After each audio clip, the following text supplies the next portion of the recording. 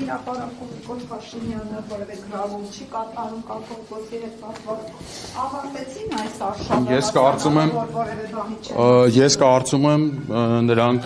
այսպես ասած տակտիկական նահանջ արեցին, տեսնելով Արտուր Վանեցյանի կոչով Զվարթնոց օդանավականում հավաքված մարդկանց բազմությունը, որին նաև դուք այնտեղ եք, ձեր լրատվամիջոցները այնտեղ են, տեսակ, որ ներկա էր եւ կազմակերպիչներից էր վարչապետի թեկնածու Դավիթ Համբարձումյանը։ Այդ մարդկանց խումբը նաև տեսնելով իմ կարծիքով տակտիկական նահանջ արեցին։ Ձեզ հստակ ասում եմ, Նիկոլ Փաշինյանը երբեք հետ չի կանգնելու եկեղեցին քանդելու քայքայելու իր օրակարգից։ 2018 թվականին, երբ որ նա ընտրվեց վարչապետ, ոչ թե այնպես հավեսով քեֆ արեց, ոչ թե ընկերներին բան արեց, կանչեց, ինչ-որ պատիվ տվեց եւ այլն, այլ կաթողիկոսի ախրանան հանեց։ Կաթողիկոսին զրկեց անվտանգությունից։ Այդ մի քիչ որ կամած փակեք, խնդրեմ չճռա էլի։ Հաջորդ քայլով եպիսկոպոսած դասից վերցրեց դիվանագիտական անձնագրերը, որոնց օգնությամբ եպիսկոպոսները արտասահմանում իրականացնում էին իրանց քարոզչական եւ այլ եկեղեցական գործունեություն, այո, եւ կախված չէին անհատ որից է առանձին որից է դեսպանատներից։ Հաջորդ քայլով սկսեցին արդեն անուն ազգանունով ավազանի անունով դիմել վեհապարին, տարբեր սրբազանների, հաջորդ քայլով արդեն արգելեցին վեհապար սրբազանի հայրապետական ուղերձի ամանորյա ուղերձի հետ կապված։ Այդպես լիքը բաներ է, այսինքն իրանք այդպես մի օրում չեն արել, իրանք արել են առաջի օրից եւ անելու են միշտ, իրանք նպատակը եկեղեցին ոչնչացնելն է։ Եկեղեցին այս պայդրությամբ իմ կարծիքով ունի շատ կարևոր առաքելություն նաեւ այս գործընթացում։ Ես նաեւ սխալ եմ համարում այն կոչերը, որ եկեղեցին պետքա պայքարի բան, եկեղեցին պայքարելու մասին չի։ Եկեղեցին կարող է շատ մեծ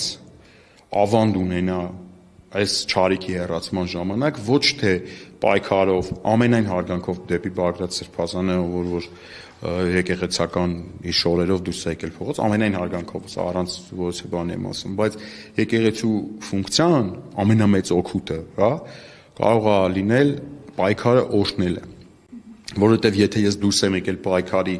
ու ես ունեմ վեհապար հայրապետի օրհնությունը,